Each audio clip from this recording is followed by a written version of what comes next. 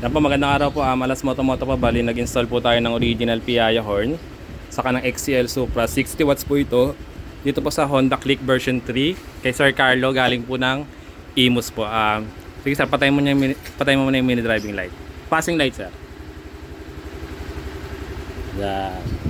Yung passing light ni sir is combination po yun. Sige sir, passing light po. Yan. Tapos yung low mo sir. Passing light sir. Tapos yung high po, passing light po.